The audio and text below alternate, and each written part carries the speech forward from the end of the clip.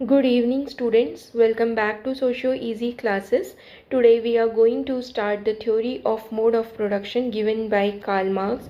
In the previous lecture we completed the theory of historical materialism. So you have four important concepts in the theory of Marxism to prepare for your exam. Starting with this theory of historical materialism that we completed in the previous lecture. Today we will learn about the theory of mode of production, and in the upcoming class we will learn about the theory of class struggle and the theory of alienation.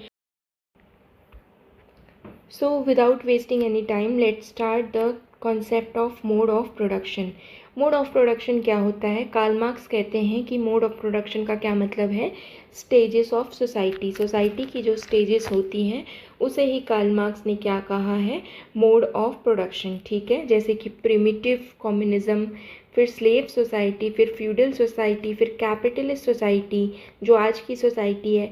फिर Karl Marx ऐसा predict करते हैं कि जब capitalism ख़त्म होगा तो दो सोसाइटी और आएंगे, एक है सोशलिस्ट सोसाइटी, एक है कम्युनिस्ट सोसाइटी। तो ये जो स्टेजेस हैं इसे ही कार्ल मार्क्स ने क्या कहा है? Mode of production. ठीक है, अब कार्ल मार्क्स कहते हैं कि ये मोड ऑफ प्रोडक्शन या जो स्टेजेस हैं ये 6 टाइप्स की हैं। ठीक है, मोड ऑफ प्रोडक्शन या जो स्टेजेस हैं ये 6 टाइप की हैं। अगर आपने मेरा प्रीवियस लेक्चर देखा है उसमें मैंने आपको ये 4+2 फॉर्मूला समझाया है। मार्क्स कहते हैं कि ये जो 6 स्टेजेस हैं या 6 मोड ऑफ प्रोडक्शन है ये 2 टाइप्स के हैं। एक तो 4 है, एक है ये आपका 4+2 स्कीम। 4 का मतलब है कि 6 में से 4 तो हिस्टोरिकल स्टेजेस हैं और जो 2 है वो फ्यूचरिस्टिक है। समझते हैं कैसे? मार्क्स ने जब हिस्ट्री या सोसाइटी को पढ़ना स्टार्ट किया है, ठीक है, जब पढ़ना स्टार्ट किया तो उन्होंने कहा कि ह्यूमन सोसाइटी या ह्यूमन हिस्ट्री जो है वो कहाँ से स्टार्ट होती है? जो सबसे पहली सोसाइटी से स्टार्ट होती है, और उस पहली सोसाइटी को मार्क्स ने क्या कहा है? Primitive communism. ठीक है, human history starts with the primitive communist society. ठीक है, तो मार्क्स कहते हैं कि सबसे पहली सोसाइटी प्रिमिटिव कम्युनिज्म है। जब प्रिमिटिव कम्युनिज्म ख़त्म होती है तो एक न्यू स्टेज आता है या न्यू मोड ऑफ प्रोडक्शन आता है जिसको उन्होंने स्लेव सोसाइटी कहा। जब स्लेव सोसाइटी का एंड होता है तो फ्यूडल सोसाइटी आती है। फ्यूडल सोसाइटी ख़त्म होती है तो कैपिटलिस्ट सोसाइटी आती है जो हमारी प्रेजेंट सोसाइटी है जिसमें हम लोग रह रहे हैं। ठीक है, और मार्क्स ऐसा प्रिडिक्ट करते हैं कि जब ये कैपिटलिस्ट सोसाइटी भी ख़त्म हो जाएगी, इसका भी एंड हो जाएगा, तो 2 इम्पॉर्टेंट सोसाइटी आएगी, एक है सोशलिस्ट, एक है कम्युनिस्ट। तो 4 हिस्टोरिकल कौन से हो गए? Primitive to capitalist society. और जब कैपिटलिस्ट सोसाइटी ख़त्म हो जाएगी तो हमारी 2 फ्यूचरिस्टिक सोसाइटी होंगी, एक सोशलिस्ट, एक कम्युनिस्ट, जो कैपिटलिस्ट सोसाइटी के ख़त्म होने के बाद आएंगी, जो आज की सोसाइटी के ख़त्म होने के बाद आएगी। ऐसी प्रिडिक्शन किसने की है? मार्क्स ने की है। ठीक है, तो यही है हमारा 4+2 स्कीम। ठीक है, कि these 6 stages are divided among 4 historical and 2 futuristic stages, and these stages are called mode of production. These historical or the societal stages are called mode of production. ठीक है, अब कार्ल मार्क्स कहते हैं every new mode of production displaces previous mode of production. जब भी कोई new mode of production आती है तो पुराने वाले मोड ऑफ प्रोडक्शन को ख़त्म कर देती है। समझते हैं कैसे? जैसे कि यहाँ पे न्यू मोड ऑफ प्रोडक्शन क्या आ रहा है? Slave society. और स्लेव सोसाइटी से पहले कौन सी मोड ऑफ प्रोडक्शन थी? Primitive communist society. तो जैसे ही स्लेव सोसाइटी आती है ये प्रिमिटिव कम्युनिस्ट सोसाइटी ख़त्म हो जाती है। ठीक है, इसी तरीके से अब एक नया मोड ऑफ प्रोडक्शन क्या आ रहा है? Feudal society. तो फ्यूडल सोसाइटी अपने से पहली सोसाइटी को ख़त्म कर देगी। पहली सोसाइटी क्या थी इससे? Slave society. ठीक है, स्लेव सोसाइटी को ख़त्म कर देगी। इसी तरीके से अगर न्यू मोड ऑफ प्रोडक्शन आज का जैसे कैपिटलिस्ट सोसाइटी है तो वो फ्यूडल सोसाइटी को ख़त्म करके आएगी। क्लियर?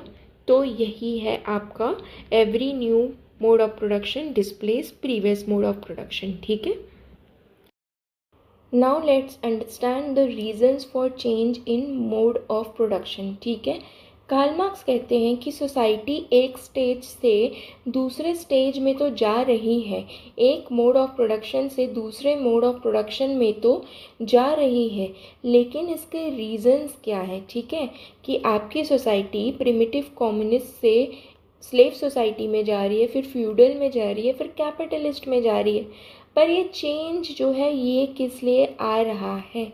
कार्ल मार्क्स कहते हैं कि सबसे पहले there is inherent weakness in each mode of production. ये जितने भी स्टेजेस हैं इनमें क्या है, एक तरीके की वीकनेस है।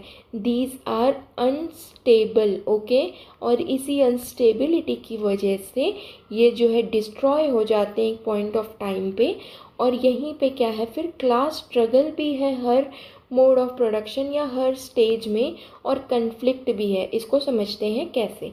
अगर मैं यहाँ सिर्फ एक ही सोसाइटी की, देखो यहाँ मैं प्रिमिटिव कम्युनिस्ट सोसाइटी की बात नहीं कर रही हूँ, मैं यहाँ स्लेव सोसाइटी, फ्यूडल और कैपिटलिस्ट सोसाइटी की बात करूँगी, और ये दोनों तो फ्यूचरिस्टिक सोसाइटी हैं, ये अभी आई नहीं है, तो हम इसकी बात अभी नहीं करेंगे। प्रिमिटिव कम्युनिस्ट सोसाइटी मैंने आपको बार बार पहले भी बताया है प्रीवियस लेक्चर्स में। मार्क्स कहते हैं कि प्रिमिटिव सोसाइटी क्या है, इक्वल सोसाइटी। यहाँ पे किसी भी तरीके की इनइक्वालिटी नहीं है, स्ट्रगल नहीं है, कन्फ्लिक्ट नहीं है। ऐसा क्यों? क्योंकि प्रिमिटिव कम्युनिस्ट सोसाइटी में जो मीन्स ऑफ प्रोडक्शन है या जो इकोनॉमिक रिसोर्सेज हैं उस पे सबका कंट्रोल है। There is a common control over the means of production और economic resources in the primitive communist society. So this society is equal society, okay. So इसको समझते हैं इनहेरेंट वीकनेस, क्लास स्ट्रगल और कन्फ्लिक्ट को slave society के example से। ठीक है, जैसे कि स्लेव सोसाइटी में कौन होते हैं, एक होता है मास्टर और एक कौन होता है, आपका स्लेव होता है। ठीक है, ये सारी चीज़ें समझने के लिए पिछले वाले लेक्चर्स देखो, तभी आप समझ पाओगे। ठीक है, मास्टर्स होता है और एक होता है स्लेव। ये मास्टर्स कौन है, ये है हैव। हैव का मतलब क्या होता है, जिसके पास हर तरीके की रिसोर्सेस हैं और मींस ऑफ प्रोडक्शन पे इसका कंट्रोल है, या इकोनॉमिक रिसोर्सेस पे इस हैव का कंट्रोल है। फिर एक ग्रुप होता है स्लेव, इसको क्या कहते हैं, हैव नॉट। हैव नॉट का क्या मतलब होता है, जिसका सोसाइटी के इकोनॉमिक या मींस ऑफ प्रोडक्शन पे, इकोनॉमिक रिसोर्सेज पे किसी भी तरीके का कंट्रोल नहीं होता। ठीक है, अब जब कंट्रोल नहीं होगा तो रिसोर्सेज का अनइक्वल डिस्ट्रीब्यूशन हो जाएगा, अनइक्वल कंट्रोल हो जाएगा। हैव के पास ज़्यादा वेल्थ होगी, हैव नॉट के पास कम होगी या होगी ही नहीं। ठीक है, जैसे कि स्लेव सोसाइटी में मैं स्लेव ट्रेड की बात करूं, यहाँ पे जो हैव या मास्टर्स है ये स्लेव ट्रेड करके गुलामों को या स्लेव्स को बेच के ही अपना सस्टेनेंस कर रहा है, अपनी रेवेन्यू जनरेट कर रहा है, क्योंकि यहाँ पे स्लेव ट्रेड जो है that is central to the economic system, okay. तो यहाँ पे जो हैव नॉट या जो स्लेव है, क्या इसके साथ इनइक्वालिटी या एक्सप्लॉयटेशन नहीं हो रहा? बिल्कुल हो रहा है। ठीक है, तो इसी की वजह से दोनों क्लासेस के बीच में क्या है, स्ट्रगल है, कन्फ्लिक्ट है, और you can simply say there is a tension between these two group, have or have not, in each mode of production, be it slave society, feudal society और capitalist society। इसको आगे और अच्छे से समझेंगे। ठीक है, तो इसी वजह से इनहेरेंट वीकनेस है, अनस्टेबिलिटी है। ठीक है, अब कार्ल मार्क्स, ये मैंने आपको बता दिया कि अनइक्वल कंट्रोल कैसे है। अब कार्ल मार्क्स कहते हैं कि न्यू फोर्सेस ऑफ प्रोडक्शन जब आता है तब भी मोड ऑफ प्रोडक्शन में चेंजेस आते हैं। न्यू फोर्सेस ऑफ प्रोडक्शन का क्या मतलब है? कार्ल मार्क्स कहते हैं कि जैसे सोसाइटी प्रोग्रेस करती है, आगे बढ़ती है, तो टेक्नोलॉजिकल चेंजेस आते हैं, इनोवेशंस होते हैं सोसाइटी में। ठीक है, या फिर सिंपली कार्ल मार्क्स के टर्म्स में बोले तो मीन्स ऑफ प्रोडक्शन में चेंज आता है। इस मीन्स ऑफ प्रोडक्शन में चेंज आने की वजह से भी मोड ऑफ प्रोडक्शन चेंज होता है या सोसाइटी के स्टेजेस चेंज होते हैं। अभी शायद आपके लिए थोड़ा सा कंफ्यूजिंग हो रहा हो कि ये means of production, mode of production, ये सब क्या होता है, या फोर्सेस ऑफ प्रोडक्शन क्या होता है। So please I request you कि go and watch this lecture Karl Marx and introduction. वहाँ मैंने एक एक कीवर्ड को बहुत ही अच्छे से एक्सप्लेन किया हुआ है, क्योंकि अगर आप ये इंट्रोडक्टरी वीडियो नहीं देखोगे तो आगे के लेक्चर्स में ऑब्वियसली प्रॉब्लम्स होंगी, ठीक है। तो कार्ल मार्क्स कहते हैं कि जैसे ही समाज में न्यू फोर्सेस ऑफ प्रोडक्शन या न्यू टेक्नोलॉजी आती है तो भी समाज में सोसाइटी जो है वो चेंज होती है। सोसाइटी जो है एक स्टेज को छोड़ के दूसरे स्टेज में आती है। एग्जाम्पल से समझते हैं, जैसे कि मान लो फ्यूडल सोसाइटी थी पहले और आज कैपिटलिस्ट सोसाइटी आ गई। ऐसा क्यों हुआ? क्योंकि फोर्सेस ऑफ प्रोडक्शन या टेक्नोलॉजी में चेंज हुआ। क्या हुआ? इंडस्ट्रियल रेवोल्यूशन आया, है ना। इंडस्ट्रियल रेवोल्यूशन आया, इंडस्ट्रीज़ की ग्रोथ हुई, ठीक है। मनी की इम्पोर्टेंस बढ़ी, कैपिटल की इम्पोर्टेंस बढ़ी, लोगों ने इन्वेस्टमेंट करना शुरू कर दिया, ठीक है। प्रॉफिट मेकिंग का जो आइडिया है वो जनरेट होने लगा। तो जो ट्रेडिशनल जो इकोनॉमिक सिस्टम था बेस्ड ऑन लैंड, क्या था? फ्यूडल सिस्टम, उसकी इम्पोर्टेंस जो है अपने आप कम होने लगती है, ठीक है। इसी वजह से क्या होता है कि नया मोड ऑफ प्रोडक्शन आता है। और नया मोड ऑफ प्रोडक्शन कैसे आ रहा है? क्योंकि फोर्सेस ऑफ प्रोडक्शन में चेंज आ रहा है, टेक्नोलॉजी चेंज हो रही है, इनोवेशंस हो रहे हैं, जैसे इंडस्ट्रियल रेवोल्यूशन आ गया। क्लियर? तो फ्यूडल सोसाइटी की इम्पोर्टेंस या लैंड बेस्ड सोसाइटी की इम्पोर्टेंस डिक्रीज़ हो जाएगी, कम हो जाएगी, और कैपिटलिस्ट सोसाइटी जो है उसकी इम्पोर्टेंस बढ़ जाएगी, ठीक है। तो इस वजह से भी नया मोड ऑफ प्रोडक्शन आता है, ठीक है। उसके बाद हम पढ़ेंगे लास्ट कि हर मोड ऑफ प्रोडक्शन में, ठीक है, क्या है? कन्फ्लिक्ट है, कॉन्ट्राडिक्शंस है, okay, between existing mode of production and emerging mode of production. तो मैं इसी एग्जांपल को कंटिन्यू करती हूँ कि जैसे मान लो फ्यूडल सोसाइटी है जहाँ पे इम्पोर्टेंस किस चीज़ की है? लैंड की है, ठीक है। लेकिन जैसे ही फोर्सेस ऑफ प्रोडक्शन टेक्नोलॉजी में चेंज आया तो क्या बनी? इंडस्ट्रीज़ बनी, बड़े बड़े मशीन्स बनने लग गए, ठीक है। तो यहाँ पे इंडस्ट्रियल रेवोल्यूशन आ जाएगा, ठीक है। इंडस्ट्रीज़ की ग्रोथ होगी, इंडस्ट्रीज़ की इम्पोर्टेंस होगी। तो यहाँ पे लोग जो है ट्रेडिशनल जो लैंड पे कंट्रोल था, अपनी जो वो ज़मीनों में इन्वेस्ट कर रहे हैं पैसा, वो कहाँ करेंगे? इंडस्ट्रीज़ में पैसा इन्वेस्ट करेंगे, ठीक है। तो क्या होता है? एग्जिस्टिंग मोड ऑफ प्रोडक्शन जो यहाँ पे land based mode of production है या फ्यूडल सोसाइटी है, और जो एमर्जिंग मोड ऑफ प्रोडक्शन है जो मतलब कैपिटलिस्ट सोसाइटी जो यहाँ पे आ रही है, इनके बीच में कन्फ्लिक्ट और कॉन्ट्राडिक्शंस होने लगेंगे।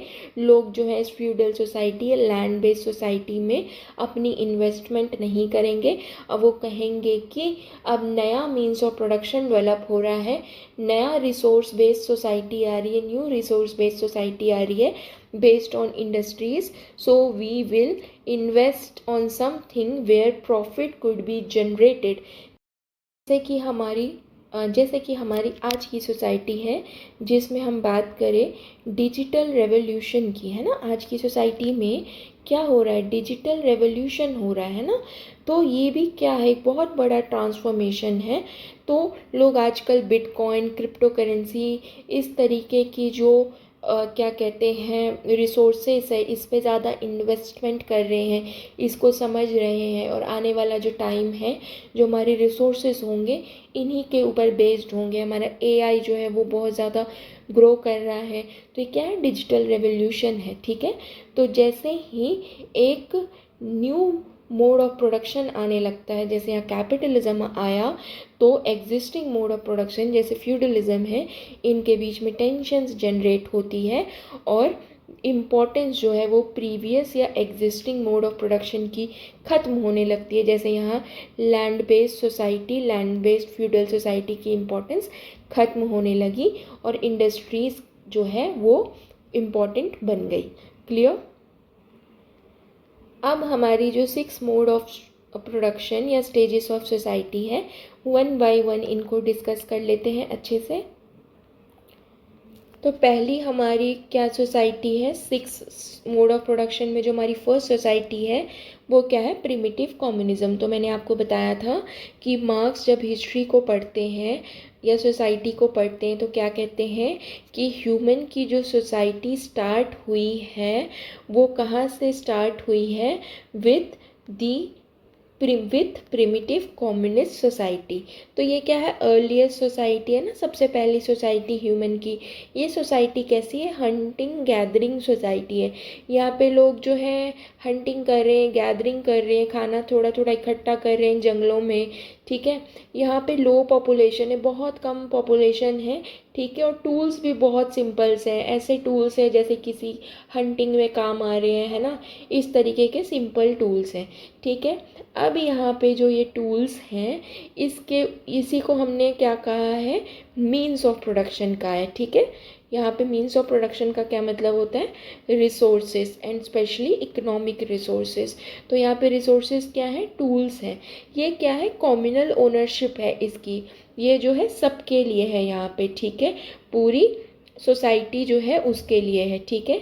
तो अब जब यहाँ पे सबके ही है रिसोर्सेज, इस रिसोर्स पे सबका ही कंट्रोल है, तो किसी तरीके की इनइक्वालिटी नहीं होती, किसी भी तरीके का हैव या हैव क्लास जो है वो जनरेट नहीं होता, ठीक है।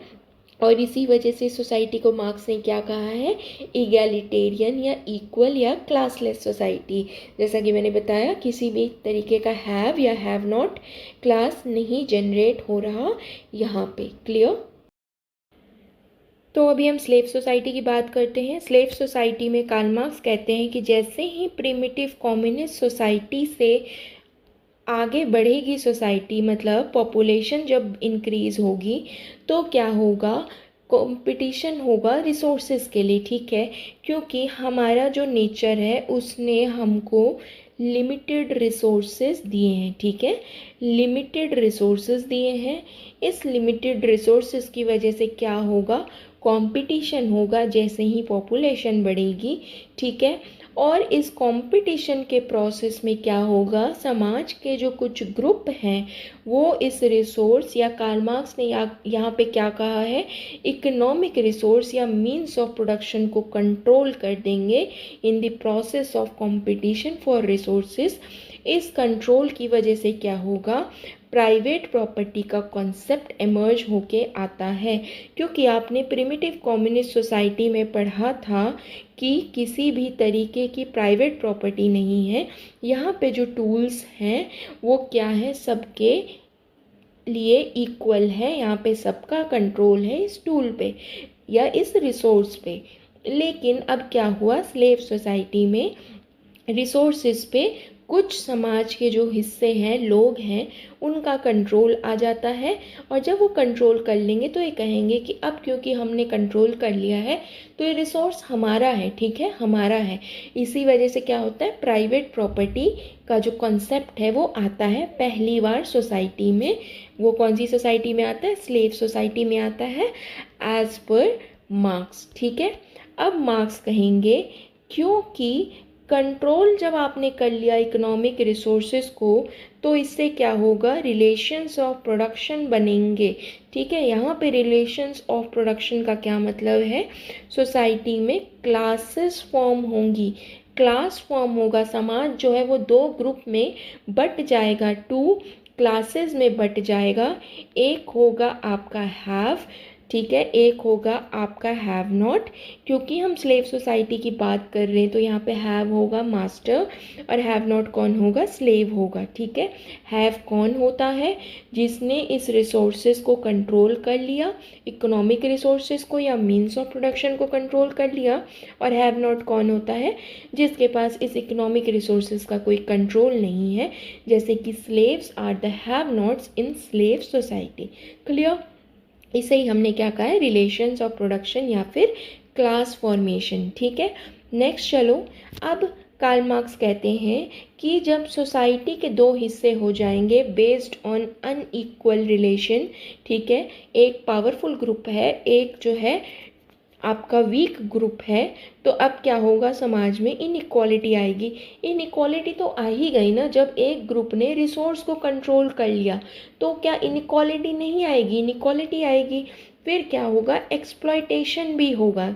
ठीक है, अब एक्सप्लॉयटेशन किसका होगा, जो ग्रुप हमारा वीक है, जैसे कि यहाँ पे स्लेव्स या फिर हैव नॉट। ठीक है, और इनके साथ एक्सप्लॉयटेशन कौन करते हैं, हैव क्लास करते हैं। क्यों करते हैं, अपने प्रॉफिट के लिए, अपने इस रिसोर्स को और ज़्यादा क्या कर सकते हैं, कंट्रोल करने के लिए। ठीक है, ओके, अक्वायर करने के लिए, प्रॉफिट बनाने के लिए ये इनका एक्सप्लॉयटेशन करते हैं। जैसे कि स्लेव ट्रेड। स्लेव ट्रेड, किसी भी स्लेव को आप मार्केट में बेच रहे हो, ठीक है, और उसको बेचने की वजह से आपके पास पैसा आ रहा है, ठीक है, आपका रिसोर्सेज पे कंट्रोल बन रहा है, यू आर बिकमिंग वेल्दी। ठीक है, यू आर बिकमिंग वेल्दी।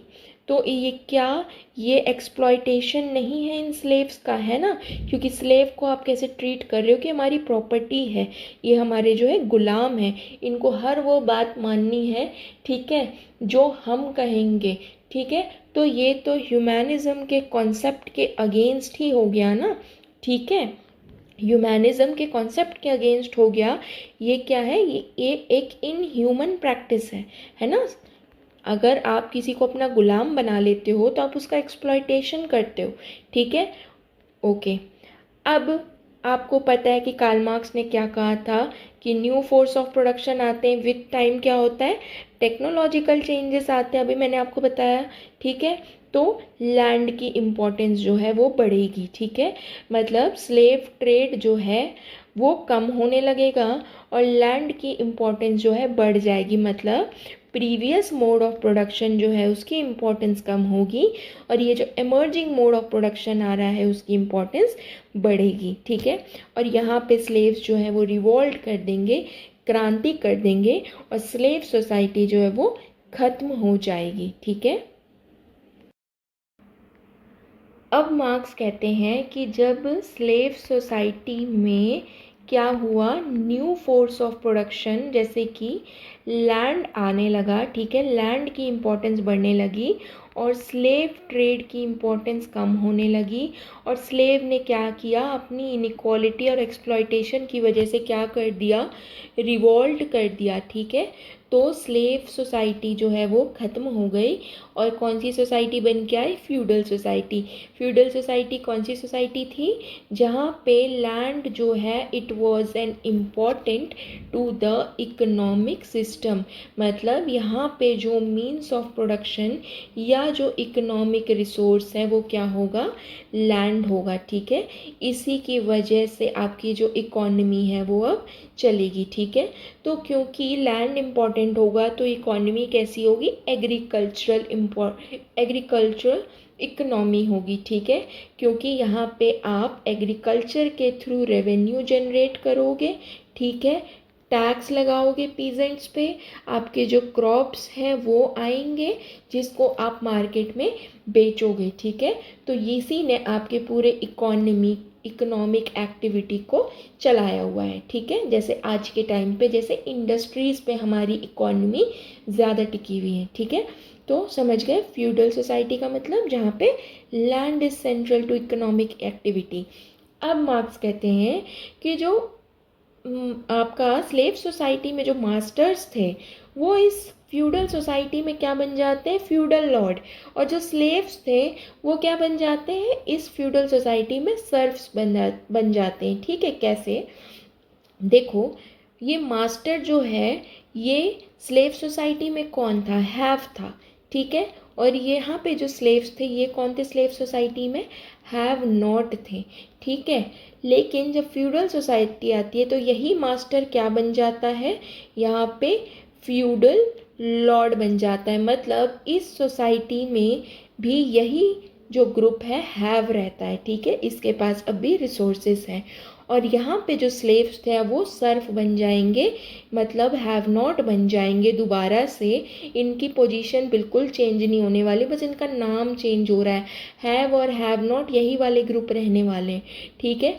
तो ये सर्फ बन जाएंगे जो इस लॉर्ड के खेतों में काम करेंगे, जिनके ऊपर हाई टैक्सेस लगाएंगे ये लॉर्ड्स, ठीक है। ज़बरदस्ती इनसे अपने खेतों में काम करवाएंगे, ठीक है। तो ये क्या है आपका, इसकी वजह से क्या होगा, इनइक्वालिटी बढ़ेगी, है ना, क्योंकि ये फिर हैव बन गया, ठीक है। ये हैव बन गया और ये हैव नॉट है। अब इनइक्वालिटी बढ़ेगी ना, क्योंकि इसने क्या किया, लैंड पे कंट्रोल कर लिया। पहली वाली सोसाइटी में इसका स्लेव के ऊपर कंट्रोल था, ठीक है, लेकिन अब वाली सोसाइटी में इसका लैंड के ऊपर कंट्रोल है। तो ये यहाँ भी हैव बना हुआ है, पावरफुल ग्रुप बना हुआ है, ठीक है। और जब ये इनइक्वालिटी होगी तो फिर एक्सप्लॉयटेशन बढ़ेगा, है ना, और ज़्यादा एक्सप्लॉयटेशन बढ़ जाएगा। कैसे एक्सप्लॉयटेशन बढ़ेगा, मैंने आपको बताया, इनसे ज़बरदस्ती ये अपनी ज़मीन पे खेती करवाएंगे और हाई टैक्सेस लेंगे। जैसे कि आप फ्रेंच सोसाइटी, फ्रेंच रेवोल्यूशन जो मैंने आपको पढ़ाया उसको रिकॉल करो कि वहाँ पे जो थी, क्या थी, 3 स्टेट सिस्टम थी, ठीक है। कॉमन पीपल, ठीक है, नोबल्स और जो आपका मोनार्की था। तो इन दोनों ग्रुप का बहुत ज़्यादा कंट्रोल था लैंड के ऊपर, और ये कॉमन पीपल से बहुत ज़्यादा टैक्स लेते थे, उनसे अपनी ज़मीनों पे काम करवाते थे, ठीक है। तो उस सोसाइटी में भी बहुत ज़्यादा इनइक्वालिटी और एक्सप्लॉयटेशन था, ठीक है। अब कार्ल मार्क्स कहते हैं कि फिर से एक न्यू मोड ऑफ प्रोडक्शन आएगा, न्यू फोर्स ऑफ प्रोडक्शन आएगा। मतलब न्यू फोर्स ऑफ प्रोडक्शन का क्या मतलब है, फिर से टेक्नोलॉजी चेंज होगी विथ टाइम, है ना, टेक्नोलॉजी चेंज होगी विथ टाइम। और यहाँ पे जो लैंड की इम्पोर्टेंस है वो कम होने लगेगी और कैपिटल या मनी की इम्पोर्टेंस बढ़ने लगेगी, ठीक है। बैंकिंग सिस्टम आ जाता है, करेंसी सिस्टम आ जाता है, या पेपर मनी इंट्रोड्यूस होने लगती है। तो कैपिटल या मनी मार्केट जो है वो डेवलप होने लगता है और लैंड की इम्पोर्टेंस जो है वो कम होने लगती है। और इसी मनी मार्केट या कैपिटल की डेवलपमेंट की वजह से इंडस्ट्रियल रेवोल्यूशन भी आ जाता है। तो क्या हुआ, न्यू फोर्स ऑफ प्रोडक्शन आ गया ना, न्यू फोर्स ऑफ प्रोडक्शन क्या हुआ, इंडस्ट्रियल रेवोल्यूशन आ गया ना। अब इससे क्या होगा, लैंड या फ्यूडल सोसाइटी की इम्पोर्टेंस कम होने लगेगी और यहाँ पे जो ये सर्फ थे ये यहाँ पे रिवॉल्ट कर देंगे, क्रांति कर देंगे। क्लियर। तो फ्यूडल सोसाइटी जो है वो ख़त्म हो जाएगी और new society based on industrial revolution आएगी, that is capitalist society. Okay. अब मार्क्स कहते हैं कि जब कैपिटल या मनी का जो इम्पोर्टेंस है वो बढ़ता है और लैंड की जो इम्पोर्टेंस है वो कम होती है, तो एक न्यू सोसाइटी आ जाती है, कैपिटलिस्ट सोसाइटी, ठीक है। ये कैपिटलिस्ट सोसाइटी हमारी आज की प्रेजेंट सोसाइटी है। मार्क्स कहते हैं कि अब यहाँ पे वो जो 2 ग्रुप चल रहे थे, हैव और हैव नॉट, एक पावरफुल ग्रुप एक वीक ग्रुप, ये चलता रहेगा, ठीक है। पर यहाँ पे हैव कौन होगा, अब बूर्जुआ क्लास होगा या फिर आपका कैपिटलिस्ट क्लास होगा या फिर बिजनेस क्लास होगा, ठीक है, बिजनेस क्लास होगा। और प्रोलिटेरिएट क्लास किसको कहा है इन्होंने, हैव नॉट को। प्रोलिटेरिएट क्लास का क्या मतलब है, ये जो वर्किंग क्लास या फिर जो लेबर क्लास है, जो आपके इस बोर्जुआ या फिर कैपिटलिस्ट या बिजनेस क्लास की फैक्ट्रीज में काम कर रहे हैं, ठीक है, लेबर कर रहे हैं, इन्हें ही मार्क्स ने क्या बोला है, प्रोलिटेरिएट क्लास, ठीक है। ओके। तो यहाँ पे भी ये अनइक्वल रिलेशन ऑफ प्रोडक्शन किस वजह से है, क्योंकि यहाँ पे क्या हो रहा है, कैपिटल जो है ये नया इकोनॉमिक रिसोर्स बन जाता है। इकोनॉमिक सिस्टम में कैपिटल की इम्पोर्टेंस, मनी मार्केट की इम्पोर्टेंस बढ़ जाती है, प्रॉफिट मेकिंग की इम्पोर्टेंस बढ़ जाती है। और इस मनी या ये जो कैपिटल या ये जो वेल्थ है, इस पे अभी किसका कंट्रोल है, हैव का या फिर बिजनेस या बूर्जुआ क्लास का, और हैव नॉट का कोई कंट्रोल नहीं है। प्रोलिटेरिएट क्लास का कोई किसी तरीके से कंट्रोल नहीं है। तो unequal relation of production capitalist society में कॉन्टिन्यू रहते हैं, जैसे कि वो स्लेव और फ्यूडल सोसाइटी में कॉन्टिन्यू थे, in the form of masters and slave, and in feudal society in the form of feudal lords and Surf. ठीक है। अब मार्क्स कहते हैं कि कैपिटलिस्ट सोसाइटी या आज की जो हमारी सोसाइटी है, यहाँ पे इनइक्वालिटी और एक्सप्लॉयटेशन पीक पे है, पीक पे बहुत ज़्यादा, ये जो है पीक पे है, हाई लेवल पे है। ठीक है, ओके। क्यों है ये पीक पे? क्योंकि आप बहुत लो वेजेस दे रहे हो। देखो अगर आप कॉरपोरेट सेक्टर में भी जॉब करते हो, अपने आसपास देखा लोग कितना परेशान रहते हैं ना। ठीक है, कितना परेशान रहते हैं, उनको कितनी कम सैलरी मिलती है, इसकी वजह से पॉवर्टी होती है, गरीबी होती है। ठीक है। और कार्ल मार्क्स ने क्या कहा है? एलियनेशन होता है। एलियनेशन का मतलब इंसान अपने आप को अकेले समझने लगता है, एलियनेट हो जाता है अपने वर्क से, ठीक है, अपने लेबर से और अपनी सोसाइटी से। ना ही उसे अपने काम करने में किसी तरीके की खुशी होती है, ना ही उसकी लेबर या स्किल्स पे उसका कंट्रोल है, क्योंकि उसकी लेबर या स्किल्स पे किसका कंट्रोल है? बिजनेस या बूर्जुआ क्लास का है। क्यों? क्योंकि वो अपनी स्किल्स को यूज़ करके अपनी मर्ज़ी की चीज़ें नहीं बना सकता, उसको वही बातें माननी है जो उसे बूर्जुआ क्लास या कैपिटलिस्ट क्लास कहता है। ठीक है। और इसी तरीके से ये सोसाइटी से भी अलग हो जाता है। ठीक है। सोसाइटी में भी वो अकेला फील करता है, उसको लगता है कि सारी चीज़ें उसके खिलाफ है, सो वो एलियनेट हो जाता है। ठीक है।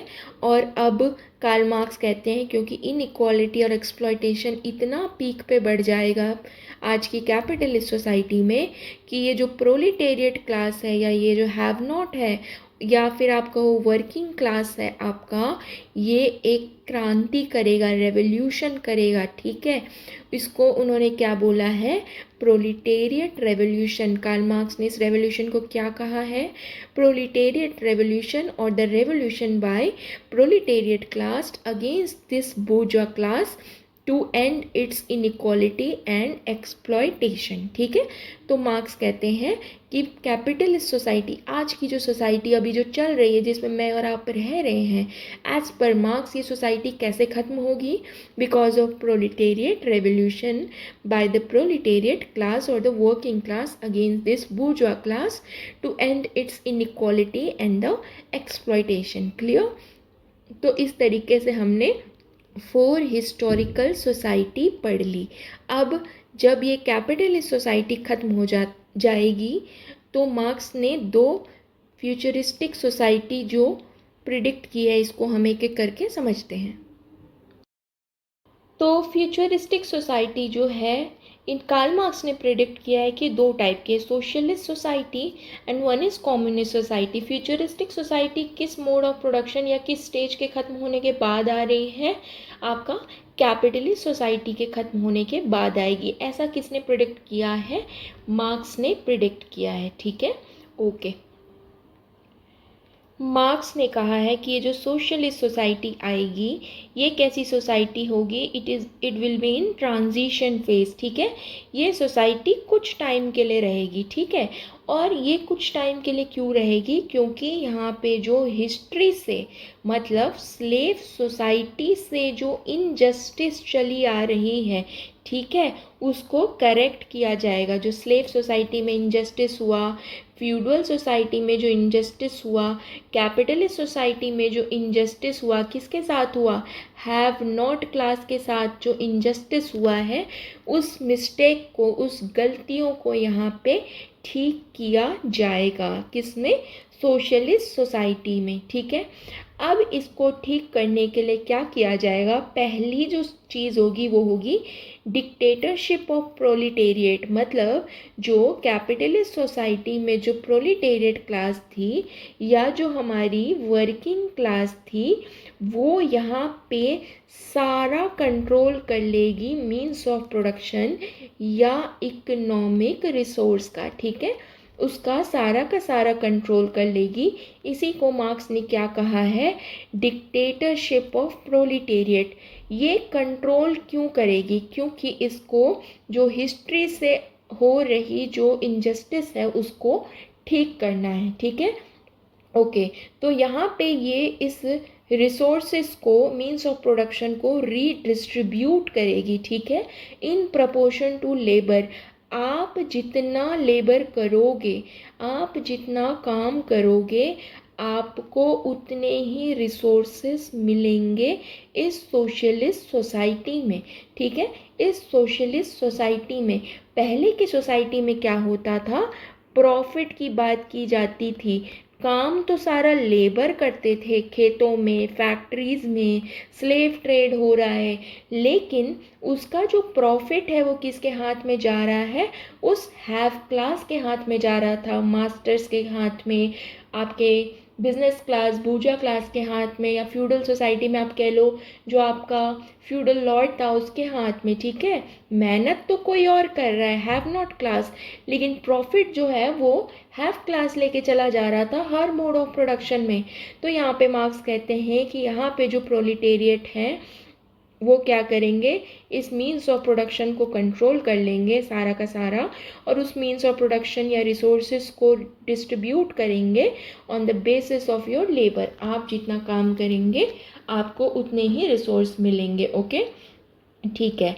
अब यहाँ पे इसकी वजह से एक और चीज़ होगी, हिस्टोरिकल इनजस्टिस को ख़त्म करने के लिए प्राइवेट प्रॉपर्टी को ख़त्म करना पड़ेगा, क्योंकि आपने पढ़ा था कि प्रिमिटिव कम्युनिज्म में सारा कुछ इक्वल होता है। ठीक है, इक्वल होता है, ओके। लेकिन ये जो समाज में इनइक्वालिटी आई है एज पर मार्क्स, ये किसकी वजह से आई है, जब से प्राइवेट प्रॉपर्टी, जब से आपका प्राइवेट प्रॉपर्टी समाज में आ गया। अच्छा, ये प्राइवेट प्रॉपर्टी कैसे आया, आपने पढ़ा कि जब पॉपुलेशन बढ़ा, रिसोर्स के लिए कंपटीशन हुआ, तो कुछ ग्रुप ने इस रिसोर्स को कंट्रोल कर लिया, तो प्राइवेट प्रॉपर्टी का कॉन्सेप्ट आ जाता है। तो सारी जो गलतियाँ, सारी जो समाज में जो प्रॉब्लम्स आ रही है वो इस प्राइवेट प्रॉपर्टी की वजह से आ रही है एज पर मार्क्स। तो हमें सबसे पहले जो प्रोलिटेरिएट है सोशलिस्ट सोसाइटी में जो ये गलतियाँ सुधार रहे हैं, जो हिस्ट्री में जो भी मिस्टेक्स हुई है उसको वो दोबारा से ठीक कर रहे हैं, तो सबसे पहले क्या करेंगे, प्राइवेट प्रॉपर्टी को भी ख़त्म कर देंगे। ठीक है, ताकि प्राइवेट प्रॉपर्टी को ख़त्म करने की वजह से क्या होगा, जो ये सोसाइटी में क्लास थी या क्लास बेस्ड सोसाइटी थी जिसकी वजह से इनइक्वालिटी आई, एक्सप्लॉयटेशन आया, वो जो है वो भी ख़त्म हो जाए। ठीक है, जब प्राइवेट प्रॉपर्टी ही नहीं रहेगी तो किसी तरीके की क्लास या फिर डिवीज़न नहीं रहेगी सोसाइटी में on the basis of inequality. ठीक है, तो डिवीज़न नहीं रहेगी किसी तरीके की सोसाइटी में। ठीक है, ओके। अब मार्क्स कहते हैं कि इस सोसाइटी में स्टेट टेम्प्ररी होगी। ठीक है, वो भी थोड़े टाइम के लिए, सरकार या जो गवर्नमेंट है वो भी टेम्प्ररी टाइम के लिए रहेगी, और वो इकोनॉमी को थोड़ा देख रेख करेगी उसकी। ठीक है, और यहाँ पे क्या होगा, वेलफेयर ऑफ ऑल, चाहे वो हैव क्लास था पिछले मोड ऑफ प्रोडक्शन में या हैव नॉट क्लास था। मार्क्स कहते हैं कि सिर्फ इसी का वेलफेयर नहीं, सभी का वेलफेयर, हैव का भी वेलफेयर होगा। ठीक है, वेलफेयर कैसे होगा यहाँ पे हम कम्युनिस्ट सोसाइटी में समझेंगे, इतना आप समझ गए। मैं रिपीट कर देती हूँ, सोशलिस्ट सोसाइटी ट्रांजिटरी सोसाइटी है, कुछ टाइम के लिए आती है, आएगी। ठीक है, अभी आई नहीं है, फ्यूचरिस्टिक सोसाइटी है एज पर मार्क्स। यहाँ पे हिस्टोरिकल इनजस्टिस जो है, जो पास्ट से जो अन्याय हो रहा है उनको ठीक करेंगे। कौन ठीक करेंगे, प्रोलिटेरिएट। प्रोलिटेरिएट कौन थे, जो कैपिटलिस्ट सोसाइटी में, जो इस सोशलिस्ट सोसाइटी से जो पहले की सोसाइटी है कैपिटलिस्ट सोसाइटी, उसमें जो वर्किंग या जो लेबर का ग्रुप था वो इस हिस्टोरिकल इनजस्टिस को ख़त्म करने का जिम्मा उठाएगा। तो इसको हम क्या बोलेंगे, फेस को डिक्टेटरशिप ऑफ प्रोलिटेरिएट। सारे मीन्स ऑफ प्रोडक्शन या इकोनॉमिक रिसोर्स पे कंट्रोल कर लेगा और उनको दोबारा से बांटेगा on the basis of your labour, okay, not on the basis of profit making. ठीक है, उसके बाद यहाँ पे कुछ टाइम के लिए स्टेट होगी जो इकोनॉमी की देखरेख करेगी, और प्राइवेट प्रॉपर्टी को ख़त्म कर देंगे और सबका वेलफेयर होगा। ठीक है, So the last society of this sixth mode of production is communist society as per the Marx. Marks कहते हैं कि कम्युनिस्ट सोसाइटी जो है it is the final stage of history. ठीक है, ये हमारी जो हिस्ट्री मतलब जो प्रिमिटिव कम्युनिस्ट सोसाइटी चल रही थी उसका जो लास्ट या जो सिक्स स्टेज है वो कौन सा है, कम्युनिस्ट सोसाइटी होगी. ठीक है, ओके. अब मार्क्स कहते हैं कि यहाँ पे किसी भी तरीके की प्राइवेट प्रॉपर्टी नहीं होगी. क्यों नहीं होगी, क्योंकि प्रोलिटेरिएट क्लास ने क्या किया, सोशलिस्ट सोसाइटी में प्राइवेट प्रॉपर्टी का कॉन्सेप्ट ही ख़त्म कर दिया है ना, ख़त्म कर दिया ना. बोला कि रिसोर्सेज जो है आप अपने लेबर के बेसिस पे आपको मिलेंगे, ना कि प्रॉफिट के बेसिस पे. जब आपके पास प्रॉफिट ही नहीं होगा तो आप रिसोर्सेज को एक्यूमुलेट नहीं कर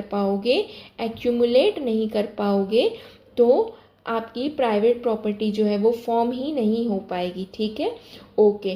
तो किसी तरीके की भी प्राइवेट प्रॉपर्टी नहीं होगी, ये सोशलिस्ट सोसाइटी में ख़त्म कर देता है प्रोलिटेरिएट क्लास. ठीक है, ओके. अब यहाँ पे क्या होगा, communally controlled means of production. Marks ने क्या किया है, जिस तरीके से उन्होंने हिस्ट्री को स्टार्ट किया था प्रिमिटिव कम्युनिज्म से, वैसे ही ख़त्म करते हैं हिस्ट्री को कम्युनिस्ट सोसाइटी पे. आपने पढ़ा कि प्रिमिटिव कम्युनिज्म में मीन्स ऑफ प्रोडक्शन या जो टूल्स थे वो कम्युनली कंट्रोल थे, मतलब उसकी ओनरशिप सबकी थी, उस पर सबका अधिकार था. इसी तरीके से मार्क्स ने कहा कि जो अब कम्युनिस्ट सोसाइटी आएगी उसमें भी मीन्स ऑफ प्रोडक्शन जो है वो दे विल बी कॉम्युनली कंट्रोल, वो भी सबके कॉम्युनली मतलब कॉमन कंट्रोल. ठीक है, कॉमन कंट्रोल होगा उस पर सबका, जैसे कि प्रिमिटिव कम्युनिस्ट सोसाइटी में था. ठीक है, तो जैसे सोसाइटी स्टार्ट हुई मार्क्स उसको वैसे ही ख़त्म कर रहे हैं. ठीक है, ओके. अब मार्क्स ने क्या कहा कि ये क्लासलेस सोसाइटी होगी जैसे प्रिमिटिव कम्युनिस्ट सोसाइटी थी, और इगैलिटेरियन मतलब इक्वल सोसाइटी होगी. क्यों होगी इक्वल भाई, किसी तरीके की प्राइवेट प्रॉपर्टी नहीं है, मीन्स ऑफ प्रोडक्शन या इकोनॉमिक रिसोर्सेज पे सबका कंट्रोल है. तो कंट्रोल है तो किसी तरीके की हैव और हैव नॉट क्लास भी नहीं होगी, है ना. तो ये क्लासलेस सोसाइटी होगी, किसी तरीके की हैव और हैव नॉट क्लास नहीं होगी और इक्वल सोसाइटी होगी. फिर मार्क्स कहेंगे कि किसी तरीके का स्टेट या किसी तरीके की गवर्नमेंट भी नहीं होगी, क्योंकि मार्क्स का मानना है कि गवर्नमेंट या जो स्टेट होती है वो क्लास ऑपरेशन का टूल होती है. मतलब आपने मार्क्स का सिस्टमेटिक व्यू पढ़ा होगा अगर मेरी पिछले लेक्चर में, उसमें मैंने आपको दो कीवर्ड बताए थे. एक होता है इकोनॉमिक इंफ्रास्ट्रक्चर और एक क्या बताया था मैंने आपको, सोशल सुपरस्ट्रक्चर. आपने पढ़ा था कि जिन लोगों ने समाज में इकोनॉमिक इंफ्रास्ट्रक्चर या इकोनॉमिक रिसोर्सेज या मींस ऑफ प्रोडक्शन पे कंट्रोल कर रखा है, वही लोग अल्टीमेटली सुपर स्ट्रक्चर या फिर सोसाइटी के जो अदर स्ट्रक्चर है जैसे political institution, religious institution, educational institution, उसको भी कंट्रोल करते हैं. ठीक है, तो मार्क्स का कहना है कि जैसे ही प्राइवेट प्रॉपर्टी खत्म हो जाती है, क्लासेस नहीं रहेंगी, सोसाइटी इक्वल हो जाती है, तो किसी तरीके का स्टेट नहीं रहेगा, क्योंकि स्टेट जो है मार्क्स का कहना है वो एक क्लास ऑपरेशन का टूल है. इकोनॉमिक क्लास जो है वो क्या करती है, हैव क्लास जो है वो क्या करती है, वो इकोनॉमिक रिसोर्स को कंट्रोल करती है, इकोनॉमिक इंफ्रास्ट्रक्चर को कंट्रोल करती है, और साथ ही साथ सोसाइटी के सुपर स्ट्रक्चर मतलब यहाँ पे पॉलिटिकल इंस्टीट्यूशन को भी कंट्रोल करती है, और अपने फ़ायदे के लिए उस पॉलिटिकल इंस्टीट्यूशन या गवर्नमेंट को यूज़ करती है. ठीक है, जिसकी वजह से क्लास ऑपरेशन होता है. ठीक है, क्लास का एक्सप्लॉयटेशन होता है, उसके साथ इनइक्वालिटी होती है. तो मार्क्स का कहना है कि जब क्लास ही नहीं रहेगी तो स्टेट भी अपने आप ख़त्म हो जाएगा. ठीक है, सिस्टमेटिक व्यू आप रिकॉल करना, मैंने प्रीवियस लेक्चर में अच्छे से उसको समझाया है. ठीक है, अब मार्क्स कहते हैं कि कम्युनिस्ट सोसाइटी में जो प्रोडक्शन होगा ना, ठीक है, जो देखो ह्यूमन है तो ह्यूमन की भाई नीड्स तो होगी ना, अपनी नीड्स है फूड की, शेल्टर की, ठीक है, तो उसको अपनी एग्जिस्टेंस के लिए प्रोडक्शन तो करना पड़ेगा, लेकिन वो प्रोडक्शन जो है वो नीड्स की वजह से होगी, ना कि प्रॉफिट मोटिव की वजह से होगी, ठीक है। मार्क्स कहते हैं each according to his needs, जिसकी जितनी ज़रूरत है उसको उतने ही रिसोर्स मिलेंगे, ठीक है, उसको उतने ही रिसोर्स मिलेंगे, उतनी ही प्रोडक्शन की जाएगी। ये जो प्रोडक्शन है आपके प्रॉफिट मोटिव के लिए नहीं होगी, जैसे कि slave society, feudal society, capitalist society में थी कि हैव क्लास सिर्फ अपने प्रॉफिट की या वेल्थ एक्यूमुलेशन की बात करता था, लेकिन यहाँ पे आपकी ज़रूरत के हिसाब से प्रोडक्शन होगा, ठीक है। ये सरप्लस इकोनॉमी ना हो के सस्टेनेंस की इकोनॉमी होगी, जिसको जितना चाहिए उतना ही आपको मिलेगा, ठीक है, ओके। अब मार्क्स कहते हैं realisation of his being true potential of all. देखो, जब कम्युनिस्ट सोसाइटी इतनी अच्छी सोसाइटी है, यहाँ पे किसी तरीके का क्लास नहीं है, मतलब किसी तरीके की इनइक्वालिटी नहीं है, मतलब हैव नॉट नहीं है, ये इक्वल सोसाइटी भी है, किसी तरीके का स्टेट भी नहीं है, और यहाँ पे लोगों को सिर्फ उनके ज़रूरत के हिसाब से जो है प्रोडक्शन की जा रही है, तो किसी भी तरीके का क्या नहीं होगा, कन्फ्लिक्ट नहीं होगा, कन्फ्लिक्ट नहीं होगा, सोसाइटी में टेंशन नहीं होगी, ठीक है। इस सोसाइटी में टेंशन नहीं होगी तो लोगों के पास क्या टाइम रहेगा अपनी पोटेंशियल को रियलाइज़ करने का, पूरा पूरा टाइम रहेगा, ठीक है। और मार्क्स ने क्या बोला है, रियलाइजेशन ऑफ हिज बीइंग, ठीक है, अपनी पोटेंशियल को रियलाइज़ करने का टाइम होगा। और ठीक है, उसकी एक और चीज़ होगी यहाँ पे, एंड ऑफ क्लास एंटागोनिज्म। तो मैंने आपको एक वर्ड बताया था लास्ट लेक्चर में, एंटागोनिस्टिक कॉपरेशन, ठीक है, एंटागोनिस्टिक कॉपरेशन। एंटागोनिस्टिक कॉपरेशन का क्या मतलब था कि हर सोसाइटी में जो हैव और हैव नॉट क्लास है ना, ये despite having different interest, okay, they are cooperating each other in the production process। have क्या कर रहा है, अपनी प्रॉफिट मेकिंग का इंटरेस्ट है उसका, ठीक है। हैव नॉट का इंटरेस्ट है कि मेरा कुछ वेलफेयर हो जाए, मेरी इनइक्वालिटी, मेरा एक्सप्लॉयटेशन ख़त्म हो जाए। Despite having different interest, different motives, they are still cooperating in the production process, but this antagonistic cooperation leads to class struggle, ठीक है। इसी की वजह से दोनों क्लासेस के बीच में स्ट्रगल चल रहा है through out the history, okay. तो इसी क्लास स्ट्रगल या इसी क्लास एंटागोनिज्म का भी खत्म, ये जो क्लास स्ट्रगल या क्लास एंटागोनिज्म है वो भी खत्म हो जाएगी, ठीक है, वो भी खत्म हो जाएगी। हैव और हैव नॉट के बीच में जो ये क्लास स्ट्रगल चल रहा था through out history because of their different interest, ये क्लास स्ट्रगल या क्लास एंटागोनिज्म भी खत्म हो जाएगी, ओके। तो मार्क्स कहते हैं कि जैसे कम्युनिस्ट सोसाइटी आ जाएगी तो डायलेक्टिकल मटेरियलिज्म जो चल रहा था, मतलब हमने पढ़ा ना हिस्टोरिकल मटेरियलिज्म में कि किस वजह से मटेरियल फोर्सेस या इकोनॉमिक फोर्सेस की वजह से हिस्ट्री चेंज हो रही थी। हिस्ट्री चेंज का मतलब ये जो स्टेजेस आ रहे थे, 6 स्टेजेस या 6 मोड ऑफ प्रोडक्शन, ये भी खत्म हो जाएगा। क्यों? क्योंकि ये लास्ट स्टेज है कम्युनिस्ट सोसाइटी, फाइनल स्टेज है, तो ये भी डायलेक्टिकल मटेरियलिज्म का जो प्रोसेस है या हिस्टोरिकल मटेरियलिज्म का प्रोसेस है, हिस्ट्री जो मटेरियल या इकोनॉमिक फोर्सेस की वजह से चेंज हो रही है वो भी अब चेंज नहीं होगी, क्योंकि communist society is the final stage, ठीक है, ऑफ डायलेक्टिकल मटेरियलिज्म, ठीक है। तो चलो, हमने जो भी इम्पॉर्टेंट चीज़ें अभी तक पढ़ ली मोड ऑफ प्रोडक्शन में, उसको एक बार रिकॉल कर लेते हैं। मार्क्स कहते हैं कि मोड ऑफ प्रोडक्शन जो है वो कहाँ से स्टार्ट होता है, प्रिमिटिव कम्युनिज्म से, ठीक है। तो फर्स्ट सोसाइटी जो है ह्यूमन की, वो कौन सी है, प्रिमिटिव कम्युनिज्म। यहाँ पे किसी भी तरीके की क्लास नहीं होती, किसी भी तरीके का हैव नॉट क्लास नहीं होता। क्यों? क्योंकि यहाँ पे किसी भी तरीके की प्राइवेट प्रॉपर्टी नहीं होती। मीन्स ऑफ प्रोडक्शन या इकोनॉमिक रिसोर्सेज जो है उस पर सबका कंट्रोल होता है, कॉमन ओनरशिप होती है। फिर मार्क्स कहते हैं कि जैसे ही सोसाइटी जो है वो आगे बढ़ती है, पॉपुलेशन बढ़ती है और रिसोर्सेज के लिए कंपटीशन होता है, तो क्या होता है कि इस प्रोसेस में कुछ लोग जो है समाज के उस रिसोर्सेज को, इकोनॉमिक रिसोर्सेज या मीन्स ऑफ प्रोडक्शन को कंट्रोल कर लेते हैं। उसकी वजह से समाज के जो है वो दो हिस्से हो जाते हैं। एक होता है आपका हैव, एक होता है आपका हैव नॉट। हैव वो होता है जिसने रिसोर्सेज को कंट्रोल कर लिया, हैव नॉट होता है जिसके पास रिसोर्स का कंट्रोल नहीं होता। इसी ही मार्क्स ने क्या कहा है, रिलेशन ऑफ प्रोडक्शन, ठीक है, जो कि अनइक्वल है, ठीक है।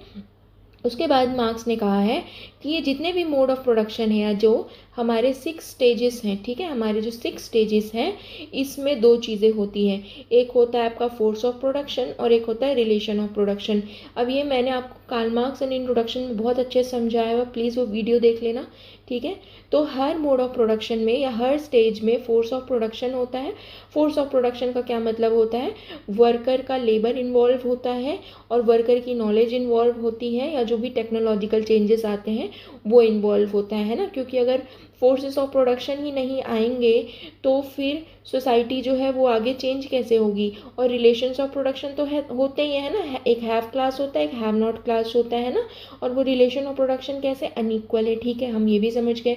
फिर मार्क्स कहते हैं कि किसी भी मोड ऑफ प्रोडक्शन में चले जाओ एक्सेप्ट प्रिमिटिव कम्युनिज्म, इस सोसाइटी को छोड़ के, चाहे आप स्लेव सोसाइटी की बात करो, फीडल सोसाइटी की बात करो, कैपिटलिस्ट सोसाइटी की बात करो, किसी भी सोसाइटी की बात करो, वहाँ पे क्या है, इनइक्वालिटी है, इनजस्टिस है और एंटागोनिस्टिक कॉपरेशन है। एंटागोनिस्टिक क्या, कॉपरेशन का क्या मतलब, मैंने आपको बताया कि ये जो तीनों सोसाइटी है इसमें जो आपके हैव और हैव नॉट है, despite having different interest, they are cooperating each other in the production process, and this cooperation is called antagonistic cooperation, and this antagonistic cooperation leads to class struggle, ठीक है।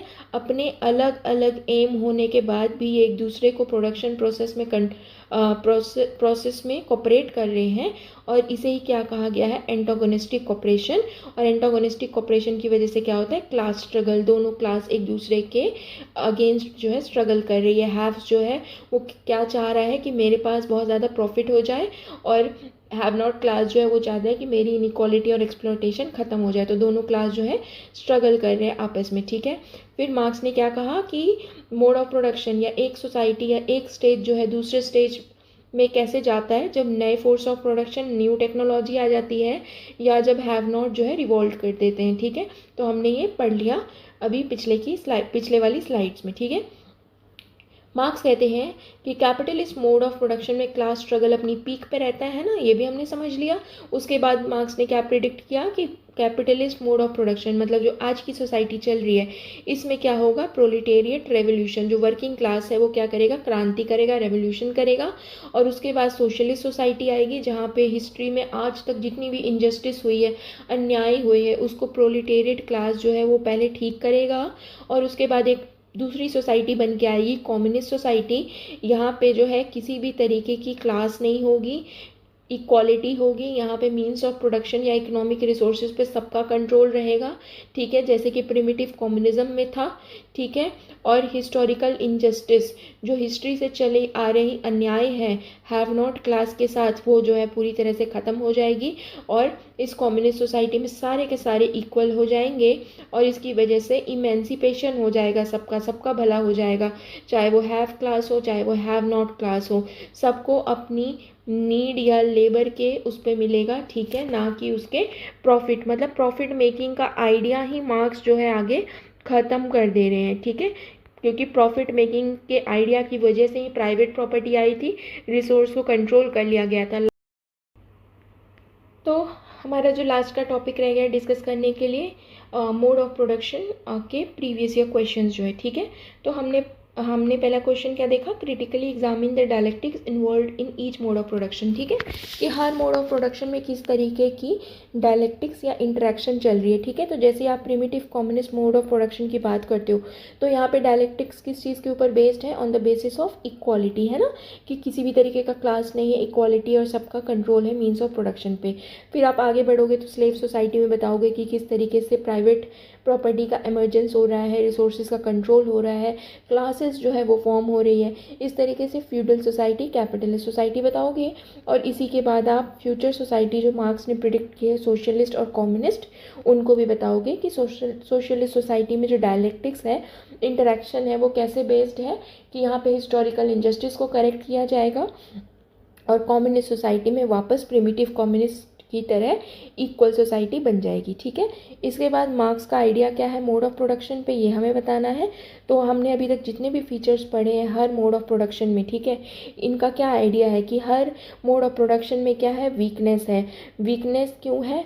क्योंकि class struggle है। Class struggle क्यों है? क्योंकि unequal resources जो है वो दोनों अनइक्वल ग्रुप के पास है, हैव और हैव नॉट के पास। ठीक है, तो अनइक्वल डिस्ट्रीब्यूशन ऑफ रिसोर्सेज है, तो क्लास स्ट्रगल है।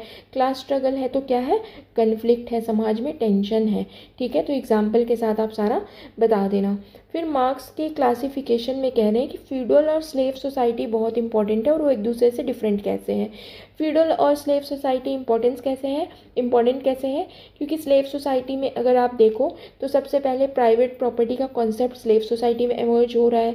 ठीक है, यहाँ पे प्राइवेट प्रॉपर्टी कौन है? स्लेव्स हैं, मास्टर्स की प्राइवेट प्रॉपर्टी। ठीक है, इसलिए स्लेव ट्रेड कर रहे हैं, वो उनको प्रॉपर्टी की तरह ट्रीट करते हैं स्लेव्स को मास्टर्स, इसलिए उनको बेच भी रहे हैं। ठीक है, फिर यहाँ पे आप बताओगे कि यहाँ पे क्लास फॉर्मेशन हो रही है। ठीक है, उसके बाद आप यहाँ पे बताओगे कि इनइक्वालिटी और एक्सप्लॉयटेशन के रिलेशंस जो है वो डिफाइन हो रहे हैं। फ्यूडल सोसाइटी में भी आप इसी तरीके से बताओगे कि किस तरीके से पहली बार मोड ऑफ प्रोडक्शन चेंज होती है और लैंड बेस्ड इकोनॉमी आती है, और इसकी वजह से जो रिलेशंस ऑफ प्रोडक्शन है वो चेंज होते हैं। ठीक है, जो रिलेशंस ऑफ प्रोडक्शन बनते हैं फ्यूडल लॉर्ड और सर्फ के बीच में, जो भी वो भी इन इक्वल और एक्सप्लॉयटेटिव होते हैं। ठीक है, और ये डिफरेंट कैसे एक दूसरे से, ये तो आप एक्सप्लेन कर ही दोगे। मार्क्स ने एक छोटा सा एशियाटिक मोड ऑफ प्रोडक्शन को डिस्कस किया हुआ है, इसका मतलब ओरिएंटल सोसाइटीज़। ठीक है, जो हमारी ईस्टर्न सोसाइटीज़ हैं, इंडिया, चाइना, इस तरीके की सोसाइटी है। मार्क्स का कहना है कि यहाँ पे जो मोड ऑफ प्रोडक्शन था ये बहुत ही सिंपल था।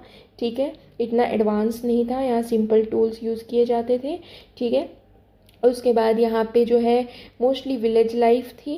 ठीक है, और जो हमारे मीन्स ऑफ प्रोडक्शन या इकोनॉमिक रिसोर्सेज थे वो भी कॉमन थे। तो एशियाटिक मोड ऑफ प्रोडक्शन की जो थ्योरी है मार्क्स की, वो उनके normal mode of production, general mode of production theory से थोड़ी डिफरेंट हो जाती है। यहाँ पे किसी तरीके की इनइक्वालिटी और एक्सप्लॉयटेशन की बात नहीं करते एशियाटिक मोड ऑफ प्रोडक्शन में, कहते हैं कि यहाँ पे commonly on the means of production. ठीक है, तो इसको आप एक बार देख लेना। ओके, सो स्टूडेंट्स, आज का हमारा मोड ऑफ प्रोडक्शन का लेक्चर ख़त्म होता है। Thank you so much. तो अभी हम हमारे नेक्स्ट लेक्चर से क्लास स्ट्रगल का टॉपिक स्टार्ट करने वाले हैं। ओके, तो आई होप आपको आज की क्लास अच्छे से समझ आई हो। देखो, मैं आपसे सिर्फ एग्ज़ाम रिलेटेड कंटेंट ही प्रोवाइड करवाऊंगी। ठीक है, और कंटेंट ऐसा प्रोवाइड करने की कोशिश करती हूँ जिसमें आपको टेंशन ये ना रहे कि ये चीज़ कवर करनी थी या ये चीज़ जो है वो छूट गई। मैं चाहती हूँ कि आप जब बुक में या नोट्स में वापस जाके ये सब पढ़ोगे ना, तो आपको लगे कि हाँ, मैंने आपको ये चीज़ें समझाई भी हैं कहीं ना कहीं। ठीक है, so thank you so much for listening, and if you have like the video, please subscribe to my channel, like it and share it to your friends also who are preparing for UPSC optional paper, sociology paper. Okay, thank you so much.